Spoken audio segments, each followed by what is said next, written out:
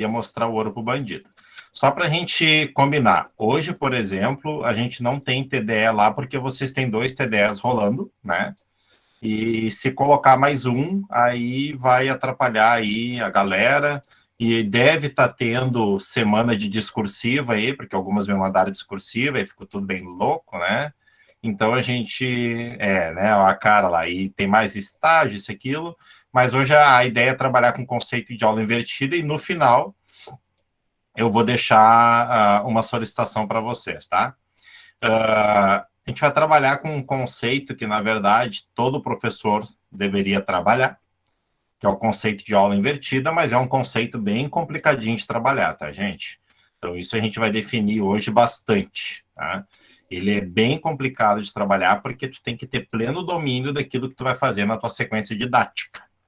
Então, trabalhar com aula invertida, né, vai muito além, por exemplo, de eu realmente só dar um tema para o aluno pesquisar antes de eu trabalhar em sala de aula. Porque tu vai passar um assunto novo para os alunos, tá? Qualquer assunto que seja, tá?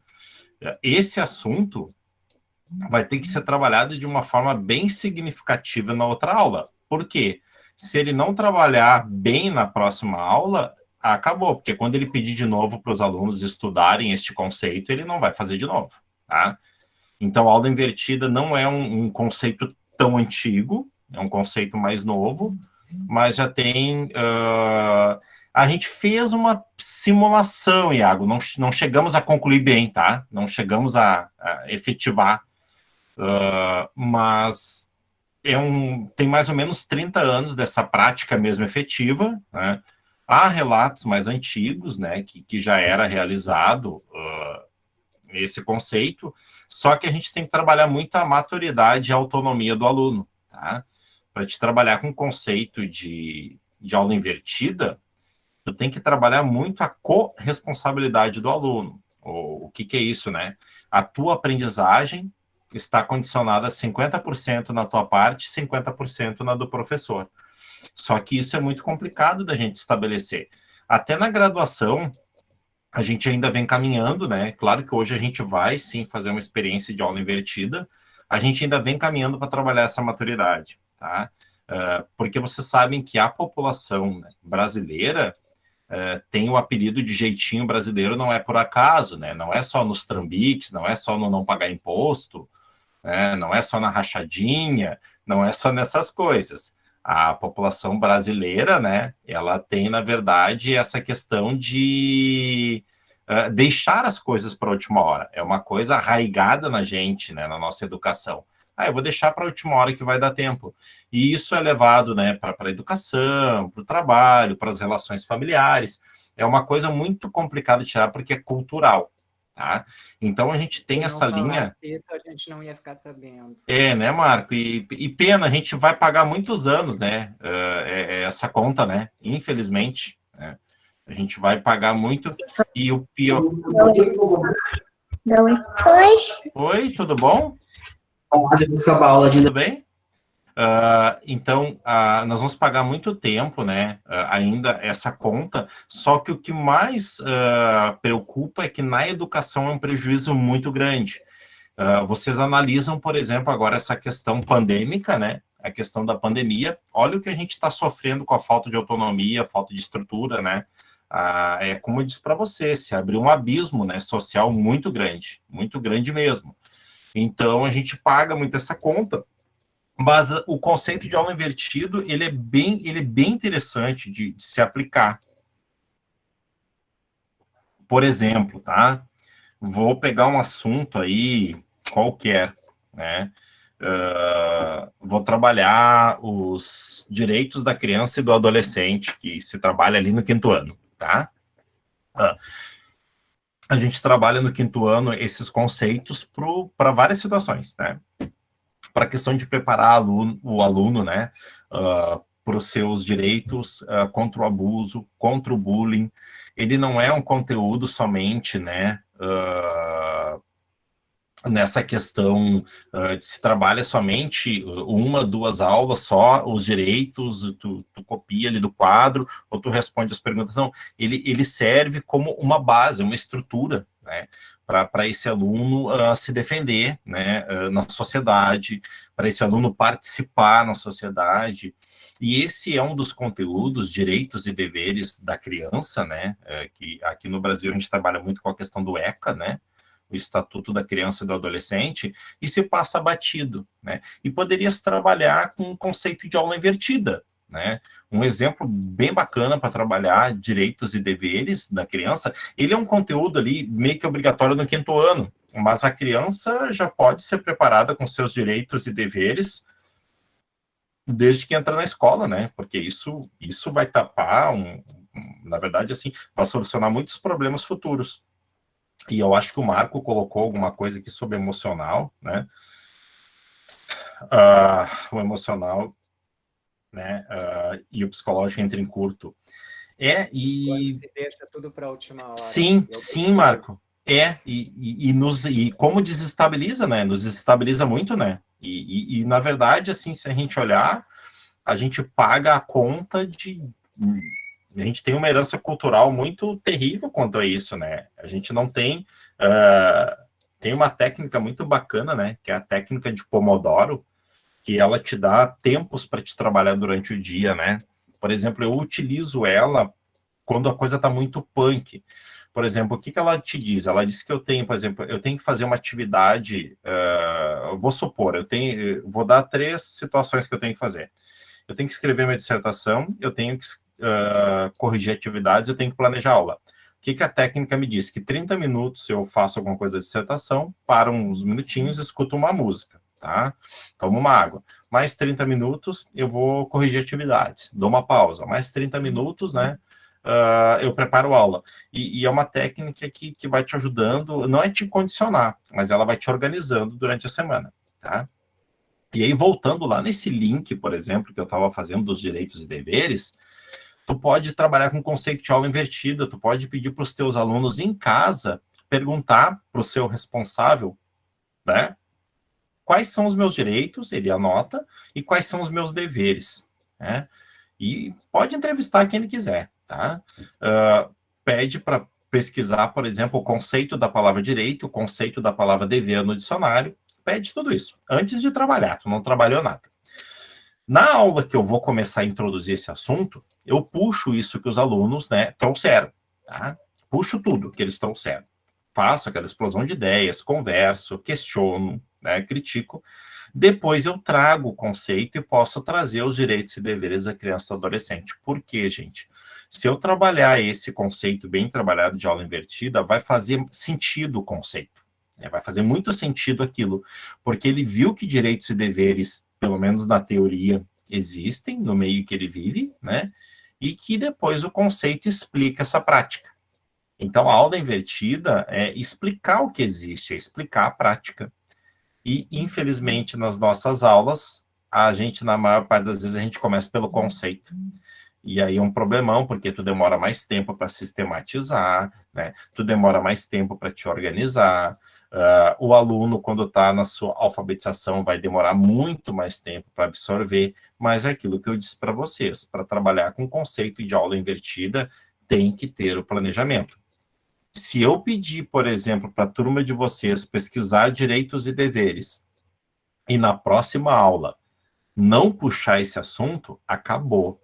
Tudo que eu pedi para a turma, pedir para vocês, não vai vir com o mesmo objetivo que veio da primeira vez.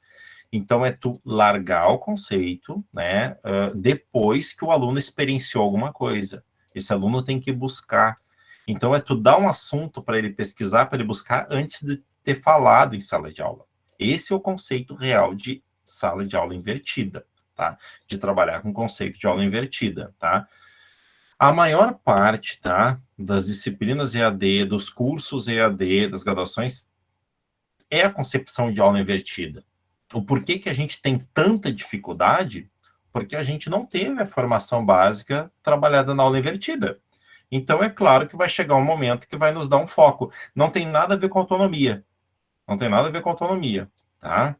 A autonomia entra em algum momento fazendo relação com isso, mas a autonomia, na verdade, ela vai partir lá de uma base familiar, se as famílias, se o teu meio, qualquer coisa. Quando eu falo família para vocês, é o meio que vive, tá? Não é família padrão, é o meio que se vive.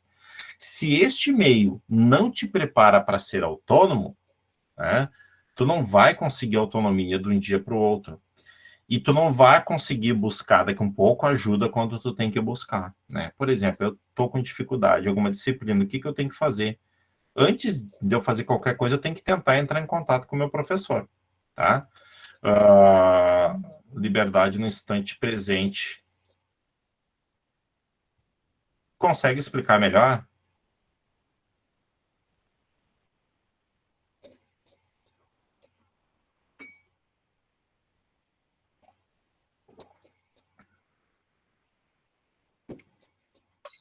Tá. É que daí tu falou dessa questão do meio, né? Sim. E aí, às vezes, o meio... Um exemplo. Um exemplo. Nós somos profissionais da educação, né? E aí, digamos que todos nós vamos ter filhos, ou quem tem já filhos. Querendo ou não, o ambiente em que a gente vive nesse meio de educação, ele propicia uma educação para quem está perto, né? Indiretamente, diretamente. Só que às vezes, mesmo que tenha esse ambiente, aquela pessoa que está recebendo esse ensino, aquela pessoa, um exemplo eu, vou dar um exemplo de que eu sou filho de professor, tá? E meus pais sempre propiciaram aquele ambiente de educação, pelo que eles vivem, pelo que eles estudam, e eu não era livre no instante presente. Entendeu? Aquilo não me propiciava nada. Entendi. Você entende? Entendo. Vou te dar um exemplo. A Letícia e a Pri. Elas vivem num ambiente super educacional, super de aprendizado. E aí talvez elas não se sintam livres em aprender, porque não é. Então elas não são livres naquele instante presente da vida, daquele momento. Você entende? Entendo. E aí, tipo assim, às vezes parece que, ai, olha, já ouvi, tá? Já ouvi que eu tenho, além do pessoal da faculdade, eu tenho amigos que já são professores, né? Ah, olha ali, ó, é filha de prof. E não sabe fazer nada, né? Mas tudo bem, a professora pode ter propiciar um ambiente educacional dentro da casa dela, em tudo que ela faz, mas é a profissão dela. Mas o filho dela não é. Ele é livre para aprender ou não. E aí, então é a liberdade no instante presente. Que todo dia é um presente, toda hora é um presente. Então, ele é livre para aprender agora ou não. E é uma baita relação, Iago, porque eu consigo fazer bem esse exemplo, porque aqui são dois educadores, e elas, né, na verdade, o que se pensa no externo? Ah, a Letícia já está alfabetizada, tem 5 anos, está com o Felipe e com a Josi. Ela mal está escrevendo o nome dela agora, tu entendeu? E é uma relação muito interessante que tu faz. É uma relação, a mesma coisa nos colocarem agora. Ah, essa turma, por exemplo, está, né, no seu segundo semestre de aula remota, ela já domina suas emoções, ela já se organiza, ela não, né? É bem essa questão dessa relação que tu faz com a liberdade no instante presente, né? Não necessariamente, e na verdade, minimamente isso vai acontecer, né? Então, é bem o que tu fala. E aí, claro, uma coisa é o tu condicionar, e a gente não está falando em condicionamento, em condicionar daqui um pouco o Iago para entrar toda quinta às 19h10 no Meet e tudo mais. Não, isso não tem nada a ver com o que a gente está discutindo, né? É que, é que as pessoas tomam o processo de aprendizado só como um projeto e coisas a longo prazo, assim, mas na verdade ela é um diário. Todo dia, é todo dia. Não é só na hora que tá na escola, é na hora que sai da escola também, na hora que atravessa a rua da escola, na hora que, sei lá, dá um bom dia. E aí as pessoas acham que é um projeto, é um livro, é uma palavra. E aí, por isso que eu falo da questão da liberdade, né? Porque tem gente que tem tudo isso e não consegue aprender. Mas é porque no seu consciente, na sua vida, nas suas coisas, não quer. Porque a pessoa é livre para aprender. Claro, Exatamente. o ideal é que aprenda, né? Não, o ideal é que aprenda, mas é exatamente aí que está bem o interessante da questão, né?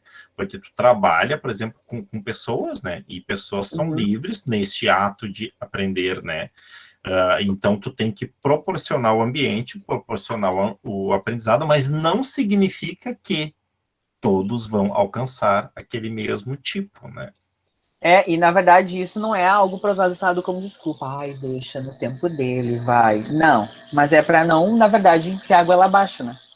Exatamente, porque eu tenho Não que é ter a alguns desculpa não é para parâmetros. deixar fazendo o tempo dele, porque realmente existe um tempo para as coisas. Mas tem que né, dar um empurrãozinho, né? Que a pessoa não Tem, aprende sozinha. exatamente. E eu Mas acho que aí entra o nosso papel, né? é. Então, o não se eximir, o não se eximir do nosso papel já é algo bem significativo enquanto professor, né? A gente saber, né? Por exemplo, né? A gente tem uma bagunça muito grande quando se chega ao construtivismo, né? Que eu já citei algumas vezes para vocês, né? Bom, chegou o construtivismo da Europa, então nós vamos deixar agora é aprender brincando. Todo mundo vai brincar. Então, eu não vou ter mais nada de conteúdo, não vou ter a própria aula invertida, não vou ter mais. E aí se jogou ao vento, né? Dizendo que o aluno teria autonomia, né? Tanto é que a Freire, lá no seu livro Pedagogia da Autonomia, ele diz, não, olha só, autonomia não é deixar o aluno aprender de qualquer jeito, é dar condições para ele criar, né? Então, tu tem que dar essas condições. Mas é bem o que tu falou, isso é muito relevante, né? Nesses pontos, né? Um exemplo, assim, esse dia eu tava vendo um filme, eu achei ele muito bom, que é Beleza Oculta, com o Will Smith. Maravilhoso. E aí, no final do filme, tem uma frase, daí eu fico muito ruminando depois o filme, algumas coisas do filme. Às vezes o filme eu acho um cocô, mas às vezes uma fala da pessoa eu fico com aquilo na cabeça. E aí foi essa frase, no final, uma das amigas dele, né, ela queria ter filho, ela trabalhava demais, ela não pôde ter filho. Aí o menino, ele interpretava o tempo, né, no papel dele, ele disse para ela que os filhos dela não precisam nascer dela, mas passar por ela. E com o professor é assim também, né? Os alunos não precisam ser só os que estão na nossa turma, mas os que passam por nós. Por isso que essa questão do diário, né? De tudo. O próprio, a etimologia da palavra, né? O diário tem um significado, né? Tem um significado, né? Então. Eu adoro essas coisas que volta e fica pensando e filosofa. Acho que eu vou fazer filosofia depois. Tem colega já. Eu faço contigo. Eu tenho uma curiosidade em fazer filosofia. Na verdade, tem mais dois, né? A Lu vai fazer filosofia, eu acho. Então a gente pode fazer um grupo. Então eu vou apresentar, e eu vou apresentar aqui, são pouquinhos slides, mas vocês podem interromper a qualquer momento, assim, como é pra gente conversando, tá, gente? Tem uma ideia, microfone e conversa pra gente. Então eu vou só apresentar aqui. E eu acho que esse filme que tu falou, Iago, na disciplina de segunda, a gente começou trabalhando com filmes, pesquisa e ação educativa. E eu acho que esse filme apareceu, se eu não me engano, apareceu numa das indicações do pessoal, e a gente trabalhou com esse filme. Bem legal. É muito interessante. Eu não dei nada pelo filme, ele deu um dia na Globo, acho que ele passou numa segunda-feira. Foi, né? E o filme tem um significado, assim, muito bom. Então... eu vi ele no Prime Video. Então... tá aparecendo os slides para vocês? Yes. Tá. Então a gente vai trabalhar um pouquinho com um breve conceito, tá? E vou trazer o conceito aqui para vocês, mas só para a gente se localizar em que tempo surge isso, tá? Né? Então, ele é um conceito, na verdade, né? Que ele inverte. O que vocês estão acostumados enquanto aula, né? Conceito e depois exercício, né? Ou então conceito e depois pesquisa. Então, essa questão da sala de aula invertida, ela inverte o processo, né? Ela não vai ser na aula expositiva, porque a gente está fazendo aqui agora uma aula expositiva, tá? Não pensem que porque a gente está usando uma apresentação em um Meet, isso aqui é uma aula expositiva, tá? A gente, no conceito de aula invertida, a gente inverte isso. Professor. Oi. Uma pergunta. Tá, e como mais assim, online, que nem a gente está fazendo assim, remoto, Como nem todos nem todos acessam. É difícil trabalhar com aula invertida com eles. Muito, Aline, muito difícil, porque se tu tivesse garantia que todos acessam, tu poderia dar um termo e eles pesquisarem antes, mas tu não tem essa garantia, entendeu? Então é muito difícil. Claro que se a gente pensar pelo meio, seria o melhor meio, porque tu passaria, né, pelo grupo de WhatsApp de vocês, um termo, né? Vamos pegar a questão dos 3 poderes, que me marcou muito a primeira aula que tu me mandou, né?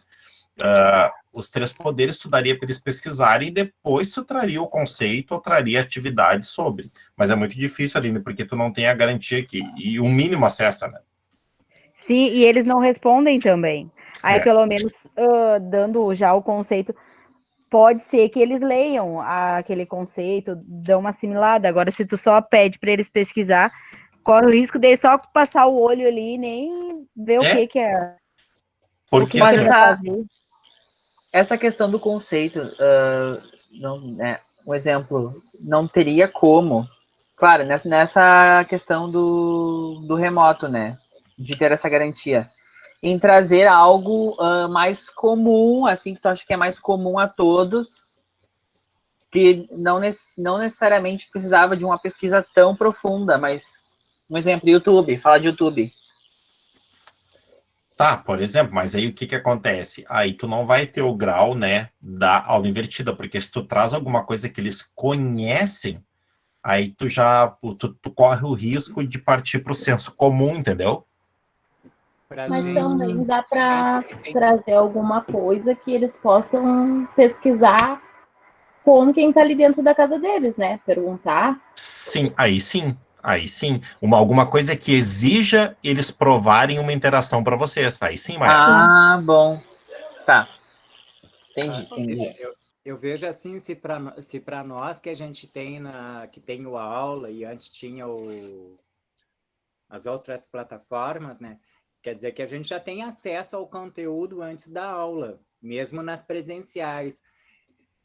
A tal coisa que tu falou antes tem que linkar com a coisa da cultura da última hora, né? Eu sempre procuro dar uma lida, às vezes, nem que fosse no ônibus, antes de chegar na aula, eu dava uma olhada no o que seria a aula para eu já ter um embasamento, pelo menos para perguntar, né? Agora, para realmente garantir, e realmente é uma dificuldade cultural das pessoas acessarem esse conteúdo antes, né? Mas para garantir que realmente se acesse, tem que ter uma luta justamente por esses direitos, de que todos tenham acesso. Aí, se vão acessar ou não, é uma escolha de cada um, mas que todos têm que ter condição de iguais condição de acesso, isso todos devem ter. E é o grande problema da educação hoje em dia. E tem uma proposta, mas não tem estrutura para bancar essa proposta. Sabe? Então assim, Marco, mas sabe o que me chamou a atenção, tu falando em aula invertida? Um dia que eu coloquei os slides antes, tu já havia olhado até uma tirinha que eu tinha colocado, lembra? Eu procuro sempre olhar, nem sempre eu consigo. Mas aquele dia tu usou, mesmo eu não tendo, eu coloquei antes lá e casualmente aquele dia tu passou e quando eu fui comentar, tu já, eu vi tal coisa em tal tirinha. Então ali tu praticou o ato, entendeu? Claro que, né, que já daqui um pouco já é um hábito teu, mas ali sim, né? E tu falou uma coisa muito interessante. Se todos nós, que querendo ou não, gente, nós somos privilegiados, nós temos uma estrutura aqui, assim como o Marco levantou, nós temos. Cada um tem o seu computador, o seu celular, a sua internet, a gente está aqui agora. E é difícil para nós, é muito difícil para nós, né? Essa questão de trabalhar com aula invertida. Claro, lá no presencial, com o aluno, vocês teriam um gerenciamento melhor do que isso, porque tu teria um certo controle, né? Para ver. O aluno pesquisou, escreveu, buscou, não sei, né? Mas é complexo. É complexo. Mas quando aplicado e se consegue aplicar, os resultados, assim, são muito interessantes, né? Não requer recursos caros ele requer uma atividade bem planejada. Então, é bem, bem interessante. Bem interessante de olhar por esses pontos de análise que os colegas colocaram, né? Na verdade, assim, né, se fala lá no conceito, em aula, em recursos tecnológicos, e eu vou colocar para vocês o porquê, tá? Então, só para vocês verem, tá? O ano é 1990, né? E dois pesquisadores, né? O Sam e o Bergman, o que eles fazem, né? Eles começam a gravar videoaulas com PowerPoint. Coisas que a gente acha hoje que é muito longe. Meu Deus, agora que começamos a gravar. Não, os caras em 1990 já fizeram isso, tá? Eles gravavam, né, essas aulas, né, em PowerPoint, tá? Com voz e animações, e disponibilizavam antes, tá? Na internet, né? E aí o pessoal acessava aqueles vídeos e tudo mais antes da aula ou antes dos professores trabalharem as aulas, tá? E isso ficou popular nos Estados Unidos. Então, o Sans e o Bergman, o que eles fizeram? Eles começaram a produzir videoaulas, né, para as aulas de química. Todos os professores, quase todos nos Estados Unidos, começaram a usar as aulas desses dois caras e levaram para dentro da sua sala de aula. O que eles diziam? Assistam o vídeo tal do Bergman lá que vocês vão, na próxima aula a gente vai trabalhar. Isso começou a se difundir, tá? E de uma forma popular, de uma forma barata, tá? Isso começou a ser realizado, e o que acontece? Vai ter um boom, tá? Nas universidades EAD, né? Porque os cursos EAD migram para esse processo rapidamente. Os mais antigos, assim como eu na Ubra, são do tempo ainda da NetAula, né? Que a gente tinha vários problemas com a NetAula, mas a NetAula e as universidades particulares, né, ainda antes da NetAula tinha o sistema Moodle, né, o Moodle tinha também, trabalhava com esse conceito, né? Então, só para vocês terem uma ideia, isso é antigo, isso surge em 1990, e só agora a gente consegue, né, entender o que eles queriam. E isso gente, isso se populariza de uma forma, né, que o YouTube se alavanca, né? O YouTube se lança como uma plataforma mais acessada mundialmente, mas por um conceito de sala de aula invertida que dois professores, dois pesquisadores começaram a gravar, tá? E como é que vai funcionar isso, tá? Gente, o som tá bom? Tá bom. Ótimo. Tá. Como é que vai funcionar isso, tá? E esse é um esquema deles, tá? Que eles trazem. Antes da aula, o que eu faço, né? O aluno estuda este conteúdo, tá? Mas entende-se que, voluntariamente, o aluno brasileiro não vai fazer isso. Então, tu tem que dar alguns limitadores. Que limitadores são esses? Vamos pegar o ponto de partida que a Aline fala. Como é que eu vou ter garantia que esses alunos à distância vão fazer? Na sua maioria, eles não vão fazer. Mas, por exemplo, numa sala de aula presencial, eu consigo dar esses limitadores, né? Gente, na próxima aula, nós vamos discutir tal assunto e eu, aleatoriamente, vou escolher alguns para participar dessa aula. Isso é um limitador, está dentro do conceito de sala de aula invertida, tá? Porque, claro, tu pode ter aluno que não tem olhado, outra, né, gente? Sempre pensando naquilo. Para mim trabalhar com o conceito de sala de aula invertida, eu tenho que pensar se o meu aluno tem esse acesso, como é que esse acesso, se daqui a um pouco eu consigo dar o próprio livro didático que ele tem em casa, que ele vai levar para casa, e eu vou dar um assunto que ele tenha no livro, para ele ter o hábito de ir lá buscar o assunto antes de eu trabalhar, tá? Então, antes da aula eu faço isso, eu peço para ele buscar, tá? Durante a aula, tá? Esses alunos vão aplicar os conceitos, tá? Em atividades práticas. Exercícios, rodas de conversa, qualquer coisa.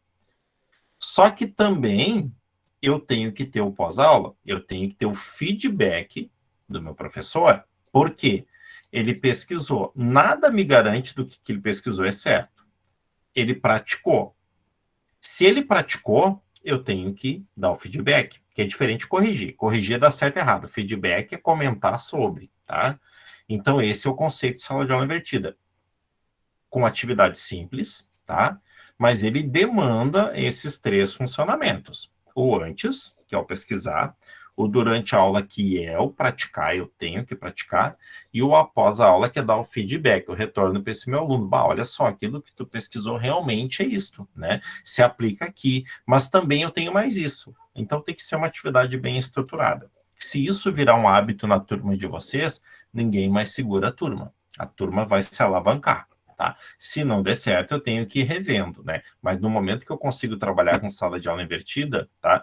E aí eu vou fazer uma pergunta para vocês. Desculpa, só um comentário. Pode comentar, Marco. Então, a grande habilidade de um professor nesse sistema seria, durante o feedback, pegar dos diversos alunos os conceitos que eles trouxeram e construir um novo conceito dessa união. Exato. Aí que tu solidifica mesmo a sala de aula invertida. Senão tu não tem, entendeu, Marcos? Se tu dá uma pesquisa, só corrige, acabou. E fica não tem cada um com o seu, é a mesma coisa, é tradicional a coisa. É tradicional a coisa. Por exemplo, qual é a concepção de vocês sobre o tema de casa? Qual é a concepção de vocês sobre tema de casa? Dar tema de casa, vamos falar bem no verbo que a gente, bem na expressão que se usa, tá? Na sala de aula. Qual é, né, a posição de vocês quanto a dar tema de casa para o aluno? Na verdade, eu não gosto. Eu acho que ele se sente castigado com o tema de casa, muitas vezes. Pela reação deles, eu sinto assim, ó, a prof vai dar, mas a gente não fez nada, a gente tá desmotiva. Porque além de ele ter que, com essa palavra tema de casa, dizer assim, é porque eu não estudei na escola que eu vou ter que fazer em casa. Eu não gosto dessa concepção de tema de casa. Tá. Eu acho que o nome tema de casa realmente assusta.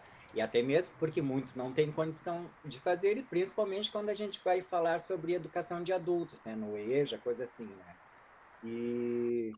Mas também, se a gente conseguisse desmistificar o termo e saber que tema de casa não é de casa, é o tema do tempo todo, que é tu tá com a tua mente ativa diante daquilo que tu tá fazendo.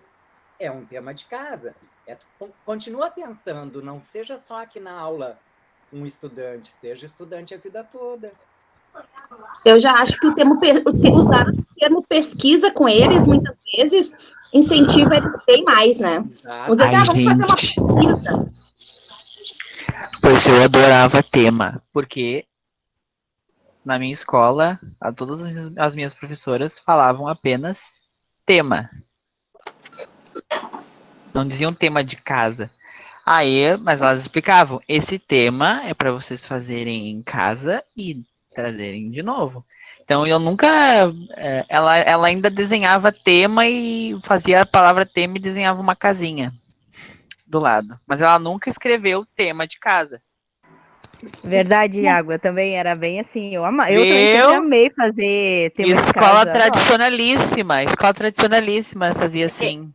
Eu também gostava. Eu acho que porque quando chegava em casa, na verdade, eu fazia junto com a filha da Luciana. Então, quem dava aula pra gente, no caso, o tema, era a Luciana, entendeu? A minha Dinda. Então, era muito bom fazer, sabe, assim. Eu gostava. E, realmente, a professora só escrevia o tema e desenhava a casinha. Eu adorava desenhar aquela casinha. Porque daí ela explicava que o tema é para fazer em casa, mas a gente nunca ficou... Porque, claro, né, a gente sempre tem que cuidar o visual, né? Então, tudo que tu escreve, a pessoa lê. Aí, escrever tema de casa, a pessoa, tem que fazer em casa. Às vezes é a mesma coisa, entendeu? Se é que a água e gelo congelado não são a mesma coisa, a pessoa diz, não é a mesma coisa. Que é assim, entendeu? Aí ela fazia tema e fazia a casinha, então ficava mais bonita, a gente não achava aquilo castigo, que nem a Andréia, e às vezes a professora falava, hoje vai ter tema de casa, e eu quero pronta amanhã na hora da entrada, senão não vai para o intervalo.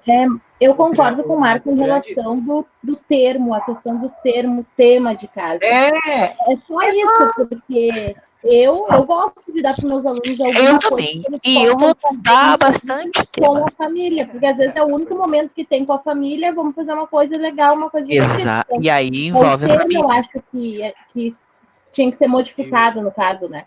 Exatamente. E o grande problema da questão do tema de casa foram dos pais, né? Porque as crianças viam isso como castigo, porque chegava em casa, tá na hora do tema de casa, vai fazer o teu tema. Vou ver os cadernos. Vou ver os cadernos. Exatamente. Estigmatizada a coisa, né? Mas eu acho importante ter essa atividade da escola para fazer em casa, porque também relaciona a família com a escola. E outra, hoje em dia é o momento que mais tem que ter tema. Se tiver 3 para fazer, faz. Porque as crianças ficam socadas na frente da televisão, do celular, vendo YouTube, coisa que não presta, e aí não estudo. Aí vão para a escola, tem 7 anos, não sabe ler, a culpa é dos professores. Iago, tá me ouvindo? Tô ouvindo, pode falar. Tu sabe, assim, eu concordo plenamente contigo. Eu acho que o fundamental é que as crianças tenham atividades para desenvolver com a família, né? Exatamente. Mas aí reside um grande problema. A educação principal teria que ser para a família, não para a criança. Mas agora essa pandemia aí veio agora para fazer uma limpa na cabeça das pessoas. Que os pais tudo socados em casa com as crias e tem que ajudar elas a aprender. Mas elas têm que aprender como proporcionar esse aprendizado. Agora vão dar valor. Mas sabe que, mesmo assim, gente, com essa coisa da pandemia e os pais que têm que dar aula, muitos pais já estão apavorados e estão dizendo que, meu Deus do céu, tem que dizer que os professores são maravilhosos. Estão mesmo. É agora que eles estão vendo a real que é dentro da sala de aula, entendeu? Porque não é fácil só passar atividade. Não, e outra, às vezes eles têm só um aluno, né? Às vezes eles têm um aluno, que é só o filho deles. Aí tu imagina um professor que tem 30 vezes o teu filho. Tá louco. Eu só espero que não fique só no diz que eles digam, só elogiem tudo e daqui a pouco volte tudo a mesma coisa, porque o professor, no escrito, sempre foi aquelas coisas, assim, nos diplomas, sempre botaram o professor lá em cima, o auge, aquilo, mas só no escrito. Mas em todos os outros sentidos, o professor nunca foi valorizado, né? Em todos os outros sentidos, né? Nunca foi valorizado nas escolas. O bonito sempre foi dito, os melhores discursos. Professor também tem filho que tá estudando em casa. Aí tem que atender o filho que tá em casa. A minha prof do estágio, ela tinha as filhas dela para ajudar. E aí? E ela tava cheia de coisa também. E tinha mais um estagiário para ela resolver a vida também. Mas aí, olha só. Olha o que vocês trazem, né? Vários conceitos para a gente refletir. Né? A questão, por exemplo... Oi? Deixa eu só falar uma coisinha. Claro, pode falar, Cris. Eu concordo, como a Mayara ali falou da questão do tema de casa, né? Na minha turma de educação infantil já tinha questão deles terem o tema de casa para levar, né? E toda sexta levava o caderninho com tema de casa. Aí eu troquei, porque eu, quando era criança, eu nunca gostava de fazer tema de casa. Então, eu tinha aquele problema de fazer o tema de casa. Aí eu acabei modificando o caderninho deles e colocando o diário. Porque a gente nunca teve ninguém para ajudar, né, Cris? Eu apanhava para fazer o tempo. Eu tive diário de aula. Eu coloquei diário, o que eu fazia? Todas as atividades que eu trabalhei com eles durante a semana, eu sempre deixava as folhinhas, a gente tem um cestinho, eu deixava em cima da mesa, e eles escolhiam o que eles queriam levar para casa. Claro, foram atividades que a gente fez na aula, mas eu misturava, eu fazia um pouquinho das que eu tinha e outras da aula, porque até mesmo para eles mostrarem para os pais o que eles fizeram na escola, né? Aquela aula foi divertida, eu vou levar para minha mãe e para o meu pai ver. E eu nunca dei aquela coisa assim, segunda-feira tem que me trazer o caderno completo, como tem muitos professores, né? Se não trazer o tema pronto, vai um bilhetinho para casa.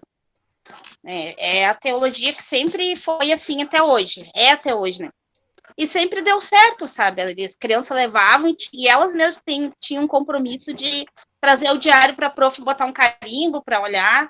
Porque não era obrigação, era algo divertido para fazer, algo que tu motivava a fazer, como se fosse uma pesquisa, algo que eles buscassem. O teu método era uma forma que eles ficavam curiosos e felizes de fazer. Eles se motivavam a fazer porque a professora vai ficar contente, vai me dar um carimbo. Tu motivava eles ali, né? Naquilo dali. Não era aquela coisa que se tu não chegasse com aquilo pronto, seria corrigido, seria errado, como era feito para nós. E nós não tínhamos motivação em casa. Vai fazer teus temas e para de incomodar. Era mais ou menos isso, né? Eu passei na escola, acho que da minha 3ª, 4ª série, se não levasse o caderno de tema completo, não entrava na sala. Era chamado o pai ou a mãe ainda, para dizer por que eu não fiz o tema. Então, apanhavam muito igual, né? Eu odiava quando o tema era de matemática, né? gente. Aí no caso, eu detestava mesmo, que daí a minha tia me botava de castigo estudar a tabuada, né? Aí era triste a situação, por isso que eu não gosto muito de matemática, mas eu gosto do professor de matemática, né? Mas Era usada a educação como forma de castigo. Vai estudar, tá de castigo. daí ela tirava depois a tabuada da gente. Se a gente errava ela fazia a gente voltar lá e estudar de novo. Só que até hoje eu não aprendi a tal da matemática. Aí que é trauma. Na verdade, olha só, vocês levantam. O tema de casa, ele tem uma relevância, o termo é totalmente errado, tá? Ele não é, o tema de casa se criou sim como uma punição, né? E eu concordo lá quando a Mayara fala na questão dele ser uma sistematização, dele ser uma prática. Por exemplo, o TDE. O TDE, ele é um tema de casa, tá? Só o que acontece, né? A gente vem de um período que o tema de casa era punição, era punitivo, sim, era punição, porque se tu não fizesse o tema, não importa se tu não soubesse, não importa se tu ia copiar do colega só para trazer pronto, tu tinha que estar com ele pronto na sala. E tinha uma outra desvantagem, e ainda tem, eu peço o tema de casa, mas eu não corrijo, eu não dou feedback, melhor dizendo, eu não dou atenção para aquilo, então tu vai perdendo o crédito, né? Num conceito de sala de aula invertida, não tem tu não trabalhar, porque tu não trabalhou o conceito ainda e tu vai ser obrigado a dar o feedback para o teu aluno, porque tu não trabalhou aquilo ainda. Por que se enchia de tema de caso de matemática? Porque aprendeu as 4 operações, eu colocava todo o alfabeto de cálculo e era uma coisa que eu não precisava mais trabalhar porque eu já estava trabalhado. Na aula invertida não vai acontecer isso. Não vai adiantar, por exemplo, né, a Cris ou a Mayara lá, darem atividade para casa e na outra aula elas, né, não corrigirem, ou daqui um pouco elas darem esse tema de casa, né, e não socializar com a turma. Isso não é aula invertida, isso é sistematização. Concordo com as gurias que sim, é válido, e discordo na quantidade. Não se manda tema de casa todos os dias, ou atividade para casa todos os dias, porque daí tu não tá pegando o tempo de aula, que o que é um tempo de aula adequado? Introduz o assunto, pratica o assunto e devolvo esse assunto. Isso é para ser feito em aula. Fiz isso, passo um reforço para casa de tal conteúdo. Então a gente tem que cuidar com as terminologias. Isso não é sala de aula invertida, isso é praticar. Consigo trabalhar todas as aulas com conceito de aula invertida? Não consigo. Não consigo porque ela demanda tempo. E aí eu não vou trabalhar as habilidades e competências que eu tenho que trabalhar com o meu aluno. Consigo trabalhar uma vez por semana, daqui um pouco, uma vez a cada 15 dias, consigo e devo. Principalmente na introdução de conceitos novos, tá? Então a gente tem essa questão, né, dessa questão. A terminologia tema de casa é errada, tá? Ela é errada porque ela vai carregar uma bagagem cultural de punição, ela vai trazer isso, tá? E aí tem vários fatores, porque o que se pensou do tema de casa? Numa família linda, maravilhosa, harmoniosa, onde papai e mamãe soltam às 5 da tarde, vão todos felizes para casa, vão tomar um café e vão fazer as atividades com o filho. A gente não vive numa realidade dessa. A gente vive numa realidade que 90% da nossa população brasileira trabalha de 14 a 18 horas por dia. Então, a gente tem que ter cuidado com isso que a gente está fazendo, né? Nessa questão. Agora, com certeza, eu sei que a Mayara e a Cris, elas medem o ritmo da turma e conhecem as particularidades das famílias que existem ali. E elas dosam isso. Mas, há tempos atrás, isso não era dosado. Muitas vezes, os alunos faltavam aula porque não tinham feito o tema de casa. Ou matavam a aula porque não tinham feito tema de casa. Não tinham a liberdade de dizer, professor, eu não tive tempo, eu não consegui, eu não sabia. Então, hoje a gente tem uma certa abertura, pouca, mas se tem. Os professores colocavam a família contra a gente e a família colocava os professores contra a gente. Não amarravam, né, Marco? Não era amarrado essas bases, né? Então, nunca digam, né, que eu disse que não se deve trabalhar o tema de casa, mas mudar a nomenclatura e dosar. Mas Isso tem que ser feito. implica numa outra coisa também, que é uma falta essencial, né? Que é o PPP. Mas realmente o PPP não é um documento. Exato. O PPP construído. Um PPP prático, na verdade, construído, né? Executado, né? Não no papel. Teve... Ô Felipe, e aí tu tava falando disso dos alunos que matavam aula e tal. E isso é muito engraçado para mim, porque na minha época de ensino fundamental, de jardim a quarta série, né, educação infantil ali, anos iniciais, isso não tinha, eu nunca tive esse problema com as professoras. E quando eu cheguei, olha só, na 8ª série, eu tive um professor de português, e ele dava muito tema. Ele usou um livro com nós durante o ano inteiro, que era o Aurélio. E aí, ele dava muito tema de gramática, né, para nós. E aí, sabe como é que ele corrigia os temas? Início da aula, todo mundo sentava, e aí ele fazia chamada, e aí tu dizia presente, e ele perguntava as respostas. Pois é, tu vê, né? Uhum. E aí uma vez ele deu um tema, eu nunca me esqueço, olha só, né, o que é a pessoa, eu nunca me esqueço, porque esse tema eu não fiz. Ele deu 36 palavras pra gente pesquisar no dicionário. Claro, 8ª série, vida que segue, a gente, né? E eu não pesquisei todas as atividades, porque eu tava na gincana da escola e aquilo era muito mais legal. E aí, cheguei na aula e chamei meu nome e falei presente. E aí ele falou seu tema e eu não fiz. E aí ele riscou assim, nunca me esqueci, ele pegou a régua e fez um risco na mesa, assim, ele riscou meu nome. Não sei o que ele fez, passei de ano, fui pro ensino médio, nunca rodei, né? Mas era tri ruim, ficava ali naquela coisa assim de ai meu Deus, será que eu digo? Será que eu fiz ou não fiz? Será que eu li a resposta do colega que tá do lado? Eu fiquei 2 períodos dentro do banheiro também uma vez, porque eu não tinha feito o tema de matemática. Fiquei esperando passar 2 períodos sentada dentro do banheiro. E se eu não gostava do professor, eu já dizia, não gosto do senhor, mas respeito sua opinião. Exato. Mas olha só, Iago, tu falou o negócio da chamada, né? A chamada tem um cunho tradicional. Por que o professor tinha que fazer a chamada toda aula? Porque ele não gravava o nome do aluno, porque ele não queria conhecer o aluno e não importava. Então, muitos ainda diziam assim, decora o seu número, que eu vou fazer a chamada pelo número. Porque ele não queria conhecer o aluno pelo nome. Ele não queria intimidade, né, com o seu aluno. Então, o que acontece? A chamada é por isso, porque ele não memorizava. Um mala sem alça, aquele cara. Não sei se deve conhecer o Fábio Vasconcelos.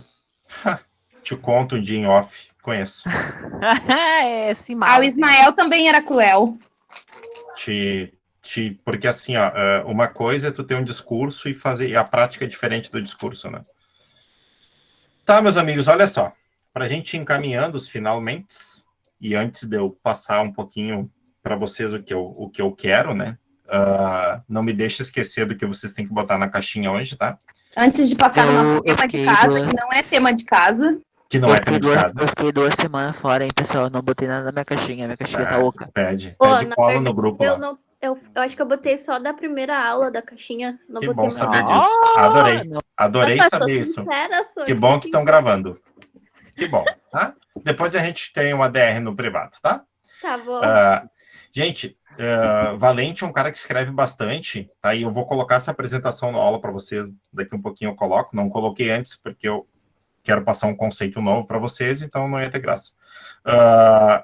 Ele, para te trabalhar com a questão desse, tu tem que tomar alguns cuidados, tá? Então, tu tem que dosar muito, muito, muito, tá? O número, o tamanho dos vídeos, porque assim, não vai adiantar, gente, tu passar para um aluno, tá? 36 palavras, como o Iago falou, e chamar isso de sala de aula invertida. Não é aqui, nem na China tá? Não existe isso. Tu tem que trabalhar com com conceitos que o aluno realmente vá conseguir dar conta de buscar isso também de uma forma rápida e não muito demorada. Tá? Então ele diz, tá? E aí tem um link aqui para vocês, o documento na íntegra do Valente, que ele fala bastante sobre sala de aula invertida, e ele diz que eu tenho que dosar, tá? Na verdade, qualquer metodologia vocês têm que dosar, por exemplo, eu gosto de fazer roda de conversa. Não vai fazer roda de conversa todo dia, toda hora, né, gente? Isso cansa qualquer um também, né? Eu vou fazer seminário. Não vai fazer seminário toda aula. Então, assim, a gente tem que cuidar, a gente tem que dosar. Por isso que a gente está trabalhando aqui nessa disciplina com um leque de metodologias que possibilitem vocês fazer um pouco de cada coisa, né? E uma outra coisa, né? Professor que guarda diário de aula e tudo mais para usar no ano que vem porque tem a mesma turma, não tem muito chão comigo, eu não converso muito, porque eu não guardo nada. Tá? Eu não guardo por quê? E acho que é uma técnica para vocês adotarem, porque vocês vão ser obrigados a replanejar e a estudar novamente, tá? Então, isso vai ajudar muito vocês até a trazer novas maneiras, né, de trabalhar isso, tá? Então, fundamental para a sala de aula invertida. Mas Oi? essa questão da aula invertida tu falou, né, de não... Ai, me fugiu a palavra, tu acabou de dizer. De não encher de coisa. De dosar? De dosar. Tá. É que nem... É saber também o que a escola tá fazendo. Que nem se esse meu professor, querido abençoado, tivesse pedido para nós fazer uma dissertação de 30 linhas sobre a gincana que a gente estava participando, que a escola inteira estava fazendo, ele ia ter muito mais resultado. Foi burro, que a gincana passou debaixo dos olhos dele, ele não usou nada. Aí pede pra gente pesquisar coisa no dicionário. O Iago, burro não, ele não quer se inteirar daquilo que a escola está trabalhando, entendeu? Ele quer ir para lá, só fazer o horário dele e não se envolver com o processo. Cara, se tu tá tendo uma gincana na escola, obrigatoriamente todos os professores deveriam estar envolvidos nela, entendeu? Então... O mais legal é que a eleição para Paraninfo foi na turma dele e ele não foi eleito. Entendeu? Então, assim, sabe? Às vezes a gente tem aquela questão, assim, por exemplo, né? Mas é muito difícil trabalhar interdisciplinar e transdisciplinar. Gente, a coisa mais fácil do mundo. Só, claro, tu tem que praticar, tu tem que exercitar. Mas tudo é dosado, principalmente na sala de aula invertida. Felipe? Oi? Tu tinha dito uma coisa antes, não muito a ver com o tema, mas tu falou sobre seminário, né? Uma dúvida. Como é que ficou o seminário de pesquisa na UBRA? Até que bom que tu perguntou, Marco. Hoje eu estava falando com o Almiro, que é o cara que ficou no lugar da Viviana, tá? Da educação continuada. Vai ter o seminário de um formato virtual, tá? Vai acontecer ali na semana de 10 de novembro, tá? E aí agora eles só estão finalizando a parte ali de inscrição e mudar um pouquinho a metodologia, né? Mas vai acontecer na segunda semana de novembro, tá, Marco?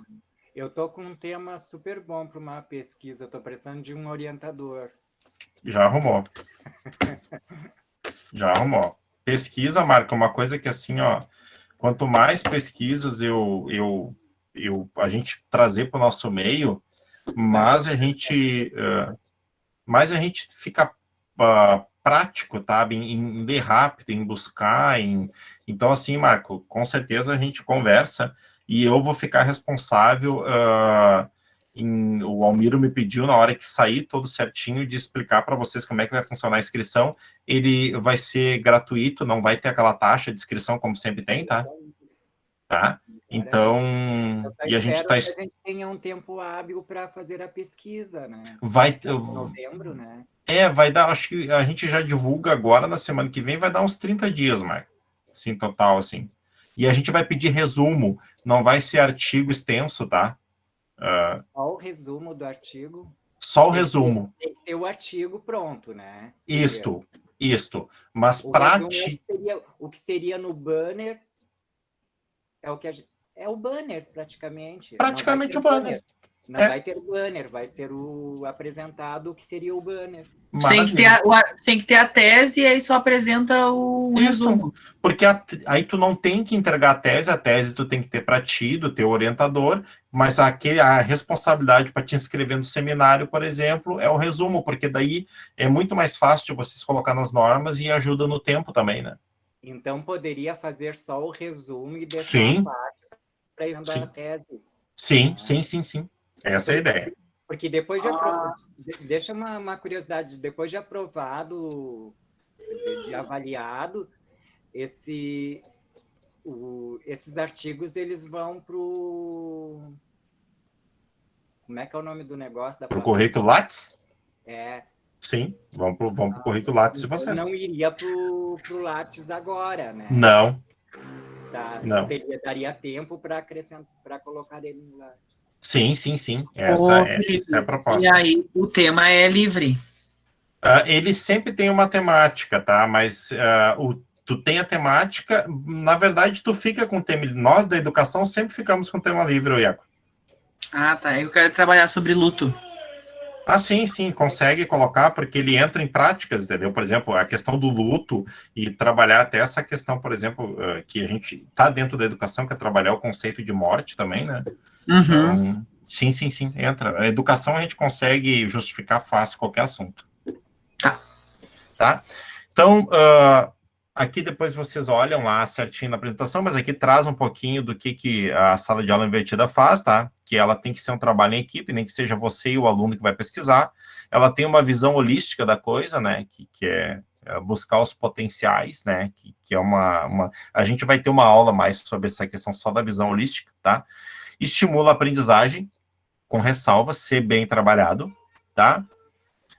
Tu tem que trabalhar com a criatividade. Reflexão fica muito mais por parte do professor, que vai ser o mediador neste processo, né?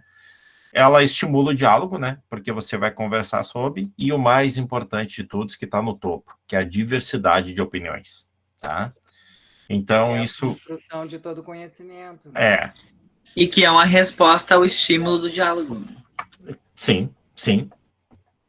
Exatamente. E, assim, essa questão do estímulo, né, na questão do diálogo, né, é tu potencializar isso, trazer o aluno para dentro do assunto, né, mesmo aquele aluno que não tenha pesquisado, gente, a gente consegue trazer ele para dentro do assunto, com situações práticas. Às vezes, né, eu me pego com algumas coisas que a gente escuta em sala de aula. Desculpa interromper, por isso que eu falei antes sobre a habilidade do professor, né? Um professor pode até ser muito bom, ter muito conhecimento, mas não ter a habilidade de fazer isso. Verdade, Marco. Exatamente. Tu pode, que nem eu disse, né? Eu já tive aulas maravilhosas com um professor só formado em magistério e tive aulas ridículas com doutores em educação.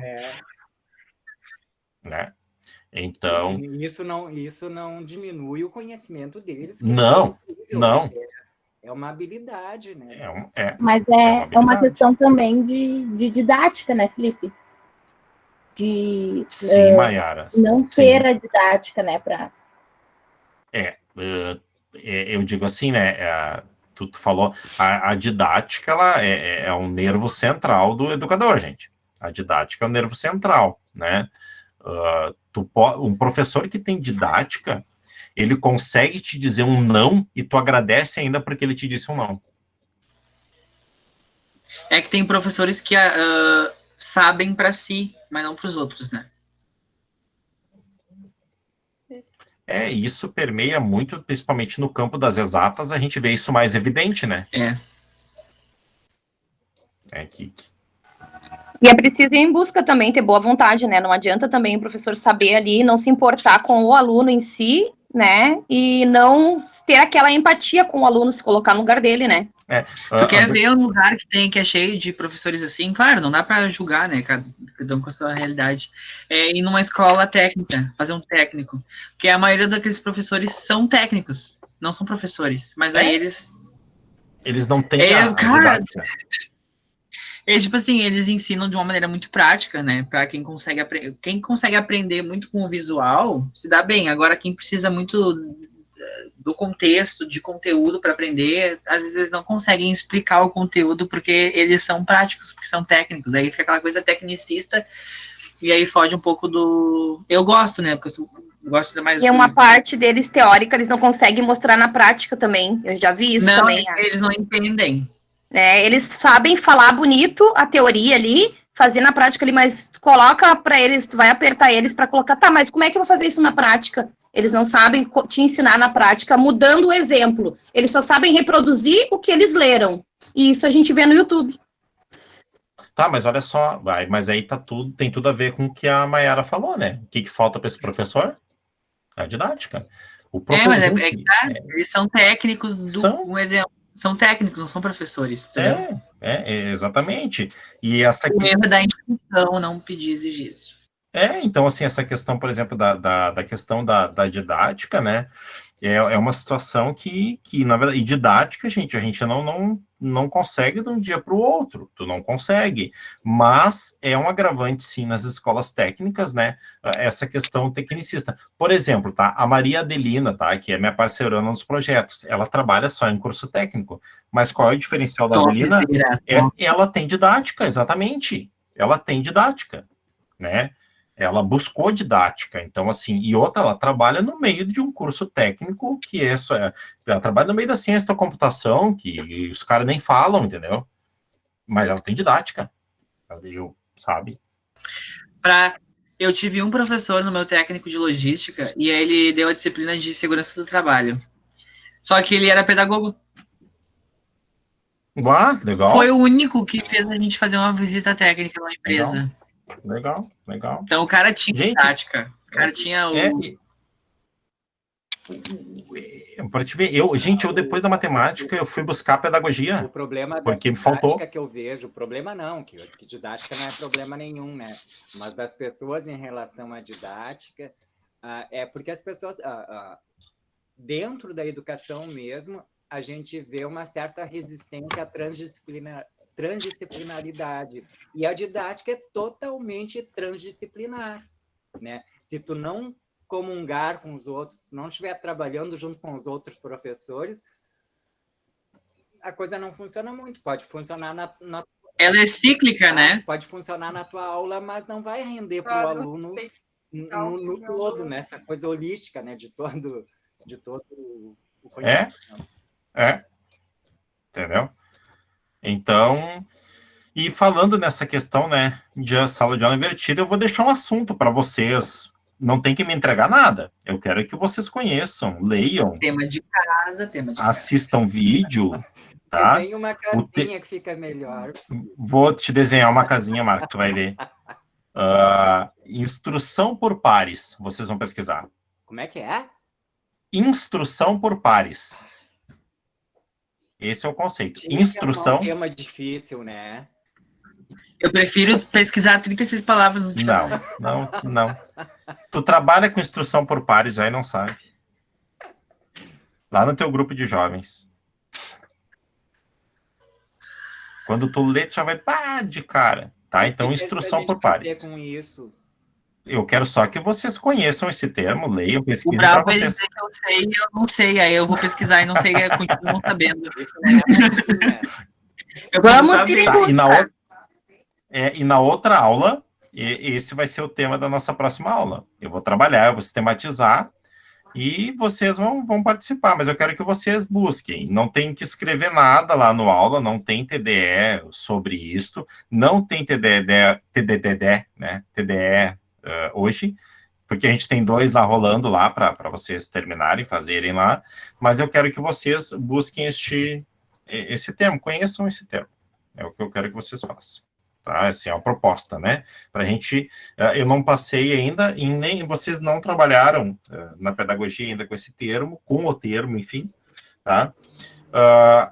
E para nossa caixinha, tá? E na aula que vem, tá? Não esqueçam que é o nosso dia, né? A gente vai ter uma aula bem no nosso dia, que é o dia do professor, né?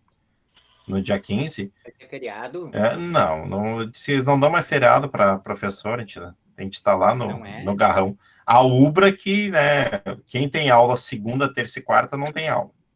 Mas quinta a gente vai começar aí um momentinho diferente no começo da aula aí para refletir sobre o dia do professor, tá? Na caixinha... Oi? A aula de hoje foi instrução por pares, não foi? Garoto esperto. Garoto esperto. Olha só, o que quer dizer que é mentira? Mas esqueci, segue. Depois eu lembro. Tá. Na caixinha de vocês vão colocar duas situações. Primeiro, tá? Vocês vão escrever assim, insistir em. E aí vocês escrevam no que vocês vão insistir, no que vocês estão insistindo, tá? Mas tentem ser verdadeiro com vocês, né? Por favor. Calma aí que eu vou anotar, porque depois eu esqueço como é que é a pergunta, a ordem da pergunta. Deixa eu anotar. Outra coisa, ô Felipe, tem algum blog, algum site que fale melhor sobre... Porque, tu sabe, às vezes a gente pesquisa no Google e vê, tem muita coisa que é deturpada, né? Uma coisa mais fiel, assim. Tá, olha só, o que eu achei mais distorcido, não usa a Wikipédia, tá? Wikipedia vocês não usem, tá distorcido o termo. Não, mas eu estou recebendo bastante pesquisa com Wikipedia. Fora isso, Iago, não vai ter problemas, tá? Tá. Não vai ter problemas, que eu busquei. Então, olha só, na caixinha, insistir em, e escrevam no que vocês vão insistir, não sei, na vida de vocês. E o outro termo é desistir do que vocês já desistiram e vão desistir. E não tem problema em desistir das coisas, tá? Eu já coloquei o que eu vou desistir. É para ser sinônimos e antônimos, né? Não. Insistir em sorrir, desistir em chorar. Né, por favor, isso não, né, gente? Isso não, aí... Chorar é bom, lava o coração, lava a alma. E a gente não pode afirmar que vai desistir de chorar ou insistir que vai sorrir. Exatamente. Não, eu digo só para não botar uma coisa ao contrário. Não pendam pro lado filosófico da coisa. Eu gostei do lembrete. Coloquem coisas que a gente tem que fazer opções na vida. Tem coisas que a gente vai insistir. Vamos se ferrar todo mundo junto. Então... Mas eu tava dando risada que eu vi o noticiário, vocês viram que eu não sei quantas tumbas egípcias acharam, né? Ai, pra quem abrir? E aí os caras fizeram um meme muito bom. Por favor, não abram isso. Só que me faltavam as pragas egípcias agora esse ano, né? Agora, tu viu que os japoneses estão trazendo semente pra cá? Sim, tu viu que loucura aquilo, gente. Que loucura, né? Tem que fazer, né? Que loucura. Gente, olha só. Então, assim... Se não tivesse praga que chegue, né? Exatamente, eu acho que o Brasil já atingiu a cota. Pastas que nascem diariamente, já que eu... Teus alunos, Iago. Então, a gente fica sem TDE hoje, na verdade, vocês têm esse conceito para vocês buscarem, tá? Só qualquer dificuldade, né? Deixa eu só mostrar uma coisa para vocês aqui, só vou apresentar para mostrar uma coisinha. Eu estou fazendo aqui para você, até para motivar quem não fez ainda, tá? Deixa eu ver, apresentando a tela, tá? Tá, olha só, que lá que eu pedi, vocês estão vendo um documento Word aí? Estão, Iago? Sim, estamos vendo. Tá, olha só. Coloque os ambientes de vocês lá, eu estou montando, assim, os nossos cardzinhos lá, tá? Então... Coloquem lá o ambiente de vocês, tá? Então, para a gente ficar com uma marca da nossa disciplina e para a gente também ver o movimento que a gente está fazendo em casa para manter a educação, tá? Esse movimento vocês não estão fazendo só pela formatura de vocês. Vocês estão fazendo para a gente manter vivo a questão do professor, a questão da gente continuar, sim, insistindo em educar as minorias, em dar, né? Então, assim, coloquem lá para a gente deixar uma marca dessa nossa disciplina, do nosso ambiente de aprendizagem, tá? Que é, se essa disciplina está andando, se o semestre está andando, é porque tem um pouquinho de cada um de vocês aqui dentro, tá? Então, mas eu tô com muita dificuldade, mas não tem problema a gente ter dificuldade, não tem problema a gente, às vezes, não tá conseguindo se doar 100% para isso, mas a gente não pode pensar que a gente não está contribuindo. Vocês estão contribuindo muito, né? Principalmente tem muita motivação, né, prof? Eu vejo que o prof está muito motivado, bem mais do que antes. Parece que aquela motivação toda veio com todo o gás. O prof está puxando força, eu não sei de onde que ele está com tanto gás esse ano, semestre, que a gente, não que não tivesse nas aulas, mas a gente sente, toda hora. E ainda mais os colegas. Eu digo assim, olha, o que os colegas estão motivando também a gente a fazer coisas novas, ajudando nas tecnologias, tá muito show. E tu Mas, sabe gente, que deixa eu aproveitar o gancho, que é o vídeo da Andrea. se puxou, né? Ah, A Mayara fez todo um tutorial de como utilizar o aplicativo. Eu disse, eu vou baixar e eu vou conseguir fazer. achei então. bem legal. Gente, mas assim, ó, esse reinventar que a Andrea falou ali, eu vejo assim nas atividades que vem no aula, nas conversas,